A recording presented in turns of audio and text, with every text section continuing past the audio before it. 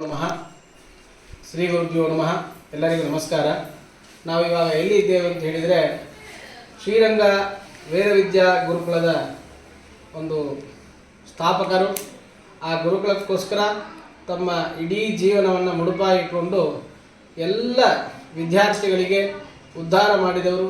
ಈಗೇನು ಸಂಧ್ಯಾ ವಂದನೆ, ಸಂಕಲ್ಪ ಸ್ನಾನ, ಕೆಲವು ಪೂಜೆಗಳು, ಹೋಮ ಇತ್ಯಾದಿಗಳು ಎಲ್ಲರೂ ವಿದ್ಯಾರ್ಥಿಗಳಿಗಾಗೇನು ತಮಿಳುನಾಡು ಪೂರ್ತಿಯಾಗಿ ಎಲ್ಲ ಗೃಹಸ್ಥರು ವಿದ್ಯಾರ್ಥಿಗಳು ಮಾಡ್ತಾ ಇದ್ದಾರೆ. ಅದಕ್ಕೊಂದು ಮುಖ್ಯವಾದ ಕಾರಣ ನಮ್ಮ ಶ್ರೀರಂಗ ವೇದವಿದ್ಯಾ ಗುರುಕುಲ. ಆ ಗುರುಕುಲದ ಸ್ಥಾಪಕರು ನಮ್ಮ ಶ್ರೀಮಾನ್ ನಾಗರಾಜಾಚಾರ್ಯರು. ಅವರ ಬಗ್ಗೆ ಕೆಲವು ವಿಷಯಗಳನ್ನ ತಿಳ್ಕೊಳ್ಳಿಕ್ಕೆ ಅವರ ಪ್ರಿಯ ಶಿಷ್ಯರು, ನಮ್ಮ ವೇದವಿದ್ಯಾ ಗುರುಕುಲದ ಅಧ್ಯಾಪಕರು, ಆತ್ಮೀಯರು ಮತ್ತು ಕಾರ್ಯದರ್ಶಿಗಳು ಆದ ವಿದ್ವಾನ್ ರಾಮಕೃಷ್ಣಾಚಾರ್ಯರು ಇಲ್ಲಿ ಅವರ ಮನೆಗೆ ಆಗಮಿಸಿದ್ದಾರೆ. ಅವರ ಜೊತೆಗೆ ಮಾತನಾಡಿ ಇನ್ನೂ ಹೆಚ್ಚಿನ ನಾಗರಾಜಾಚಾರ್ಯರ ಬಗ್ಗೆ ತುಂಬ ವರ್ಷದಿಂದ ಅವರಿಗೆ ಅಭ್ಯಾಸ ಇದೆ. ಅವರ ವಿಶೇಷವಾದ ಹುಡುಗರ ಮೇಲಿರೋ ವಾತ್ಸಲ್ಯ, ಗುರುಕುಲ ಮೇಲಿರೋ ಪ್ರೀತಿ, ಇದೆಲ್ಲವೂ ಕೂಡ ಅವರ ಬಾಯಿಂದ ನಾವು ತಿಳ್ಕೊಳ್ಳೋಣ. ನಮಸ್ಕಾರ ರಾಮಕೃಷ್ಣಾಚಾರ್ಯ. ನಮಸ್ಕಾರ. ನಮ್ಮ ನಾಗರಾಜಾಚಾರ್ಯ ಬಗ್ಗೆ ಕೆಲವು ಮಾತುಗಳನ್ನು ಹೇಳಿ ಎಲ್ಲರಿಗೂ ಅವರ ಬಗ್ಗೆ ಇನ್ನೂ ಸ್ವಲ್ಪ ವಿಷಯ ತಿಳಿಯುವಂತೆ ಮಾಡಬೇಕು ಅಂತ ಪ್ರಾರ್ಥನೆ. ಶ್ರೀ ಗುರುಭ್ಯೋ ನಮಃ. ರಂಗನಾಥನ ದಿವ್ಯ ಕ್ಷೇತ್ರದಲ್ಲಿ ಇವತ್ತು ನಾವಿದ್ದೇವೆ. ಶ್ರೀರಂಗಂ ಅಲ್ಲಿ ವೇದವಿದ್ಯಾ ಗುರುಕುಲ ಅಂತಂಬೋದು 1979 ಪ್ರಾರಂಭವಾಯಿತು.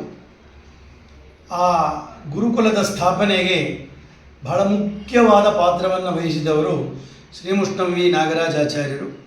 ಅವರ ಪೂರ್ವಿಕ ಶ್ರೀಮುಷ್ಣ.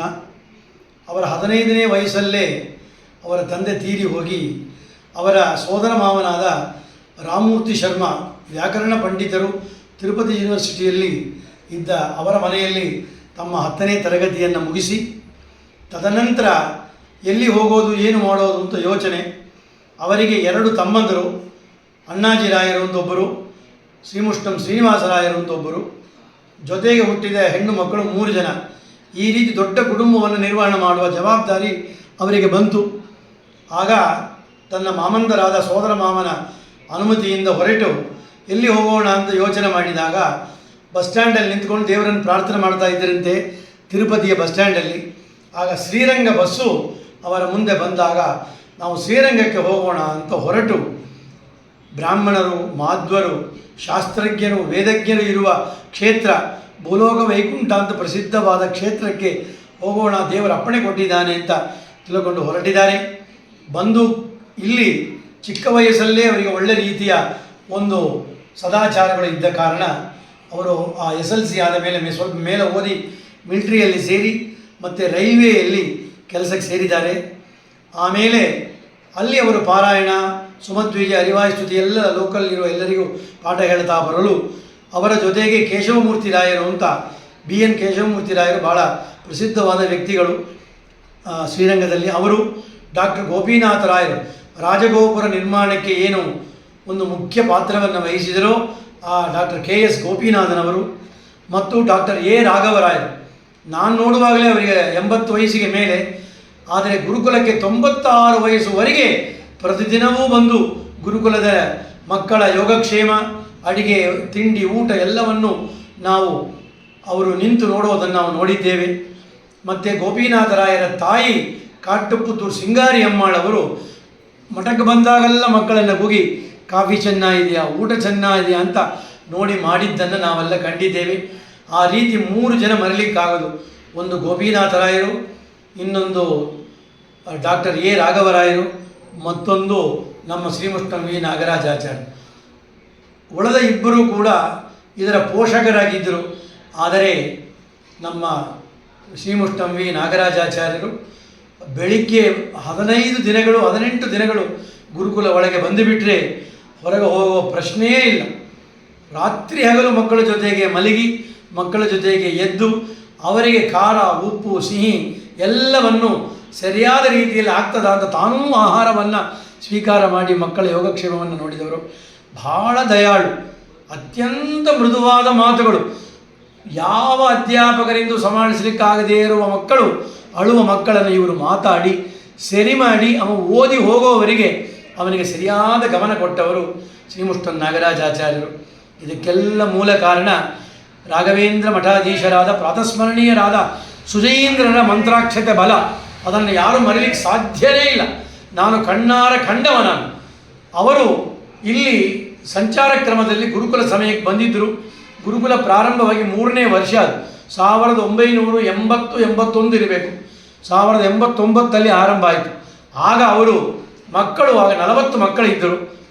ಪ್ರಾರಂಭ ಆಗುವಾಗ 13 ಮಕ್ಕಳು ಮನೆಯಲ್ಲಿ ಪ್ರಾರಂಭ ಆಯಿತು. ನೀವು ಎಲ್ಲಿ ಹೋಗಬಾರದು, ರಾಘವೇಂದ್ರ ಯೋಗೀಂದ್ರ ಸುಮತೀಂದ್ರ ಉಪೇಂದ್ರ ಮುನೀಂದ್ರ ಸನ್ನಿಧಾನದಲ್ಲೇ ಮಾಡಬೇಕು ಅಂತ ನಮಗೆ ಭರವಸೆ ಕೊಟ್ಟವರು ಪರಮ ಪೂಜ್ಯರಾದ ಪ್ರತಸ್ಮರಣೀಯರಾದ ದೊಡ್ಡ ದೂರದರ್ಶಿಗಳು ನಮ್ಮ ಸುಜೀಂದ್ರ ತೀರ್ಥ ಶ್ರೀಪಾದಂಗಳವರು.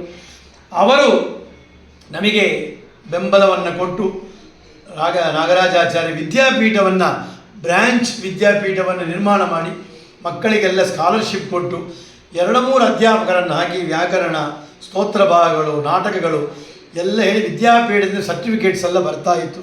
ನಂಗೆ ತಿಳಿದ ಒಂದು 10-15 ವರ್ಷ ಗುರುಸಾರ್ವಭೌಮ ವಿದ್ಯಾಪೀಠದ ಶಾಖೆ ಶ್ರೀರಂಗ ಮಠದಲ್ಲಿ ನಡೆದನ್ನು ನಾನು ನೋಡಿದ್ದೇನೆ. ಚೆನ್ನೈಯಲ್ಲಿ ನಾವೆಲ್ಲ ಹೋಗಿದ್ದೆವು. ಶ್ರೀರಂಗದ ವಿದ್ಯಾರ್ಥಿಗಳು ಆ ಫಲವನ್ನು ಹೊಂದಿದ್ದಾರೆ. ಅದನ್ನು ನಡೆಸಿದವರು ಶ್ರೀಮುಷ್ಟಂ ವಿ ನಾಗರಾಜಾಚಾರ್ಯ. ಅವರಿಗೆ 78ನೇ ಇಸವಿಯಲ್ಲಿ ಒಂದು ರಂಗನಾಥನ ರಾಯರ ಯೋಗೀಂದ್ರರ ಒಂದು ಅನುಗ್ರಹದಿಂದ ಒಂದು ಹೊಳಿತು. ಯಾಕೆ ಈ ಧರ್ಮವನ್ನು ಬೆಳೆಸಬಾರದು ಅಂತ ಇನ್ನು ಮುಂದೆ ನಮ್ಮ ಸಂಧ್ಯಾವಂದನ, ಪೂಜೆ, ಜಪತಪ ಅನುಷ್ಠಾನ, ಉಪವಾಸ ಇತ್ಯಾದಿ ಮಾಧ್ವ ಸಂಪ್ರದಾಯ ಇನ್ನೂ ಹೆಚ್ಚಾಗಬೇಕು ಅಂತ ಏನು ಕೇಶವಮೂರ್ತಿ ರಾಯರು, ಗೋಪೀನಾಥರಾಯರು, ರಾಘವರಾಯರ ಜೊತೆಗೆ ಹೊರಟ್ರೋ, ಆ ಹೊರಟ ಒಂದು ಆಲ ವೃಕ್ಷ ಇವತ್ತು ದೊಡ್ಡ ವೃಕ್ಷವಾಗಿ ರಾಘವೇಂದ್ರ ಮಠದ ಶ್ರೀರಂಗದ ಶಾಖೆಯಲ್ಲಿ ಧ್ವಜವನ್ನು ಹಾರಿಸ್ತಾ ಇದೆ. ಬಹಳ ಚೆನ್ನಾಗಿ ನಡೆಯುತ್ತಾ ಇದೆ. ಇವತ್ತಿನ ಸುಷಮೇಂದ್ರ ತೀರ್ಥರು ಅನುಗ್ರಹ ಮಾಡಿದ್ದಾರೆ. ಸುಯತೀಂದ್ರರು ಈ ಗುರುಕುಲಕ್ಕೆ ಬಂದಾಗ ಅವರು ಅನುಗ್ರಹ ಮಾಡಿದ್ದಾರೆ.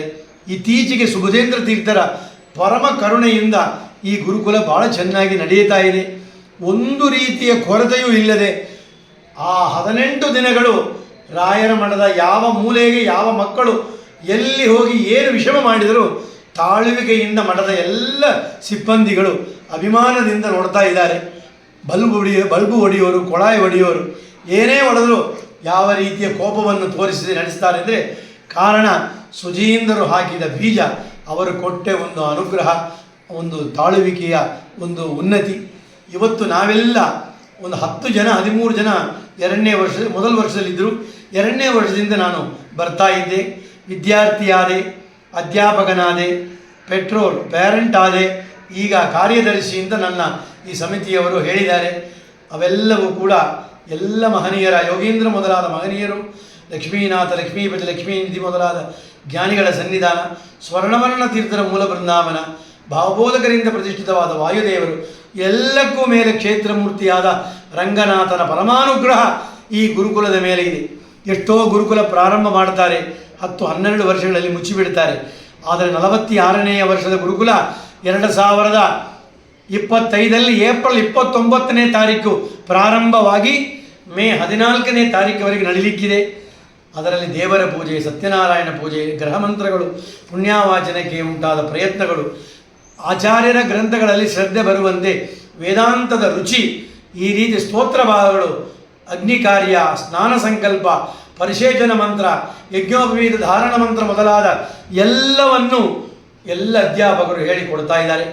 ನಮ್ಮ ತಿರುಪೂರು ಅನಂತನವರು ಅದಕ್ಕೆ ಅಧ್ಯಕ್ಷರಾಗಿದ್ದಾರೆ.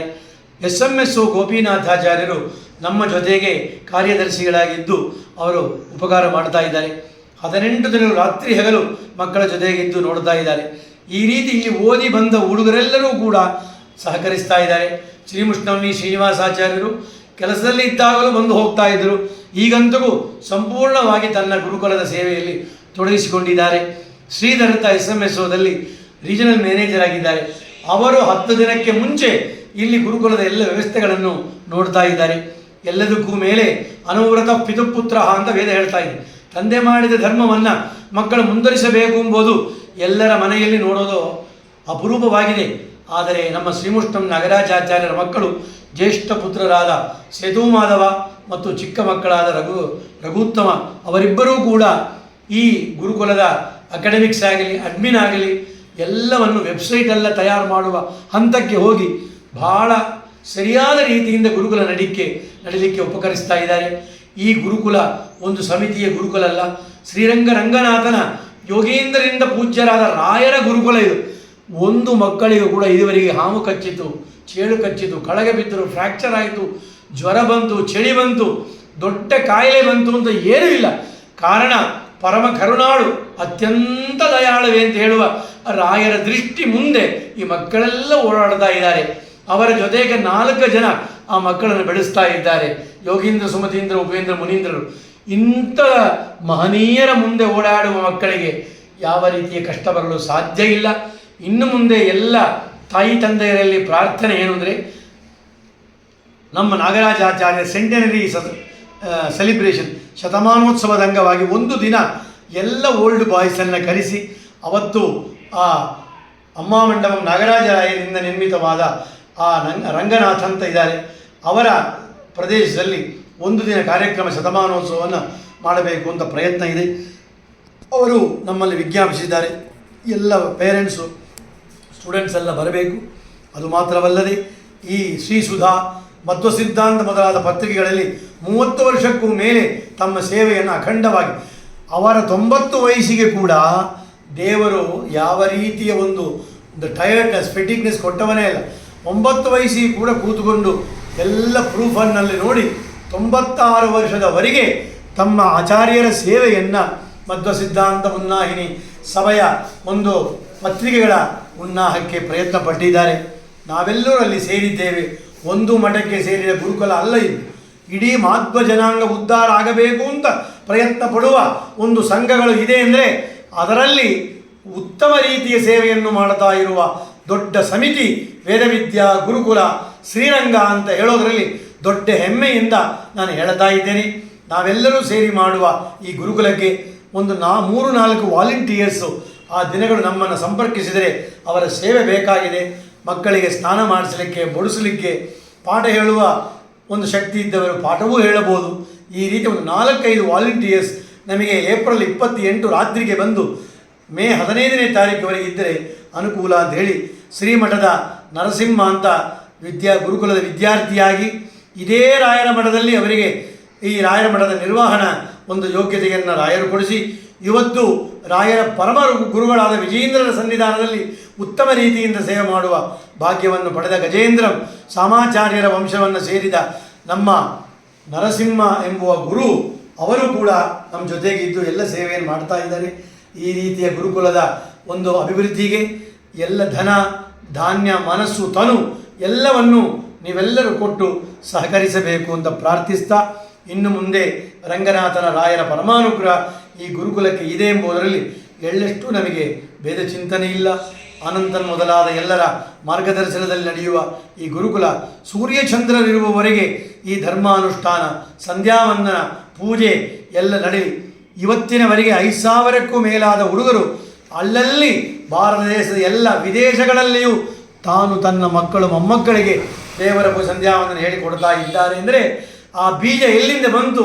ಶ್ರೀರಂಗ ವೇದವಿದ್ಯಾ ಗುರುಕುಲ ಎಂಬುದರಲ್ಲಿ ಯಾವ ಸಂದೇಹವೂ ಇಲ್ಲ ಅಂತ ಹೇಳಿ ತುಂಬ ಸಂತೋಷ. ಅದೇ ನಮ್ಮ ಗುರುಕುಲದ ಬಗ್ಗೆ, ನಮ್ಮ ಆಚಾರ್ಯರ ಬಗ್ಗೆ ನಮಗೆಲ್ಲರಿಗೂ ಕೂಡ ತಿಳಿದಿದ್ದರೂ ಕೂಡ ತಿಳಿಲಾರ್ದ ಇನ್ನೂ ತುಂಬ ಹೆಚ್ಚಿನ ವಿಷಯಗಳನ್ನು ನಮ್ಮ ಜೊತೆಗೆ ಹಂಚಿಸಿಕೊಂಡ ನಿಮಗೆ ನಮ್ಮ ಅನಂತ ಒಂದೇ ಒಂದು ವಿಷಯ ಹೇಳ್ತೇನೆ. ಇದರಲ್ಲಿ ಇನ್ನೊಂದು ಮುಖ್ಯ ಏನಂದರೆ, ಪಲಿಮಾರು ಮಠಾಧೀಶರು, ಅದಮಾರು ಮಠಾಧೀಶರು, ಸೋದೆ ಮಠಾಧೀಶರು, ಉತ್ತರಾದಿ ಮಠಾಧೀಶರು ಮೊದಲಾದ ಎಲ್ಲ ಮಠಾಧೀಶರ ಒಂದು ವಿಶೇಷ ಕರುಣೆ ಈ ಗುರುಕುಲದ ಮೇಲೆ ಇದೆ. ಹೋದಾಗೆಲ್ಲ ಎಲ್ಲರೂ ಉತ್ತಮ ರೀತಿಯಿಂದ ಈ ಗುರುಕುಲದ ಬಗ್ಗೆ ವಿಚಾರಿಸ್ತಾರೆ. ನಮಗೆ ಆಶ್ರಯ ಕೊಟ್ಟು ಈ ಗುರುಕುಲದ ಅಭಿವೃದ್ಧಿಗೆ ಮುಖ್ಯ ಕಾರಣವಾಗಿರುವ ಇವತ್ತಿನ ಪೀಠಾಧಿಪತಿಗಳಾದ ಪರಮಪೂಜ್ಯ ಶ್ರೀ ಸುಬುಧೇಂದ್ರ ತೀರ್ಥರಿಗೆ ಗುರುಕುಲದ ಎಲ್ಲ ಅಧ್ಯಾಪಕರ, ವಿದ್ಯಾರ್ಥಿಗಳ ಸಮಿತಿಯ ಪರವಾಗಿ ಸಾಷ್ಟಾಂಗ ಪ್ರಣಾಮಗಳನ್ನು ಸಲ್ಲಿಸುತ್ತಾ ಈ ಅವಕಾಶವನ್ನು ಭಗವಂತ ಮತ್ತೆ ಮತ್ತೆ ಎಲ್ಲರಿಗೂ ಎಚ್ಚರಿಸಲಿ ಅಂತ ನಾನು ಪ್ರಾರ್ಥಿಸ್ತೇನೆ. ಒಂದು ನಿಮಿಷ, ತುಂಬ ಗುರುಕುಲದ ಬಗ್ಗೆ ತುಂಬ ವಿಷಯಗಳನ್ನ ನಮ್ಮ ಜೊತೆಗೆ ನೀವು ಹಂಚಿಸಿಕೊಂಡದ್ದಕ್ಕೆ ತುಂಬ ಸಂತೋಷ. ನಾವೆಲ್ಲವೂ ಆ ಗುರುಕುಲದಲ್ಲಿ ಅಧ್ಯಯನ ಮಾಡಿದೆವು ಅಂತ ನಮಗೆ ಇನ್ನೂ ಹೆಚ್ಚಿನ ವಿಷಯದಲ್ಲಿ ಹೆಮ್ಮೆಯನ್ನು ನೀವು ತಂದುಕೊಟ್ಟಿದ್ದೀರಿ.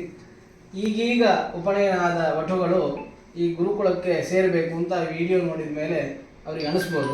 ಅದಕ್ಕೆ ಏನು ಮಾಡಬೇಕು, ಹೇಗೆ ನಿಮ್ಮನ್ನು ಸಂಪರ್ಕಿಸಬೇಕು, ಹೇಗೆ ಈ ಗುರುಕುಲದಲ್ಲಿ ಅಡ್ಮಿಷನನ್ನು ತಗೊಳ್ಬೇಕು, ತಮ್ಮ ಉದ್ಧಾರವನ್ನು ಮಾಡಿಕೊಳ್ಬೇಕು ಎಂಬುದನ್ನು ಕೂಡ ಒಂದು 2 ನಿಮಿಷದಲ್ಲಿ.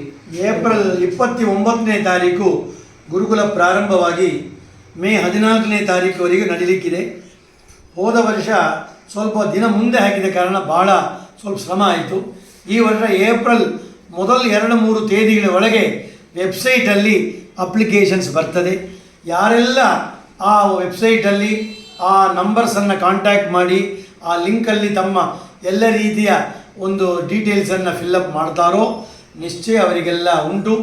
ಮುಖ್ಯವಾಗಿ ಜಾಸ್ತಿ ನಾವು ಗುಂಪನ್ನು ಸೇರಿಸುವ ಪ್ರಯತ್ನ ಇಲ್ಲ, ಬಿಸಿಲು ಹೆಚ್ಚಾಗಿರ್ತದೆ, ವ್ಯವಸ್ಥೆಗಳು ಮಾಡಬೇಕಾಗಿದೆ. ಆದ ಕಾರಣ ಫಸ್ಟ್ ಇಯರ್ ಅಪ್ಲಿಕೇಶನ್ಸು ಒಂದು 30ರಿಂದ 40ವರೆಗೆ ಪ್ರಯತ್ನ. 2ನೇ ವರ್ಷ 3ನೇ ವರ್ಷ ಓದಿದವರಿಗೆ ಆಲ್ರೆಡಿ ಗೊತ್ತಾಗ್ತದೆ ಅಂತ ಹೇಳಿ ಇನ್ನು ಮುಂದೆ ಆ ನಂಬರ್ಸ್ ಏನಿದೆ ಆ ವೆಬ್ಸೈಟಿಗೆ ಕಾಂಟ್ಯಾಕ್ಟ್ ಮಾಡಬೇಕಾಗಿ ಪ್ರಾರ್ಥನೆ. ಹರಯೇ ನಮಃ. ರಾಜಾದಿರಾಜ ಗುರು ಸಾರ್ವಭೌಮ ಗೋವಿಂದ.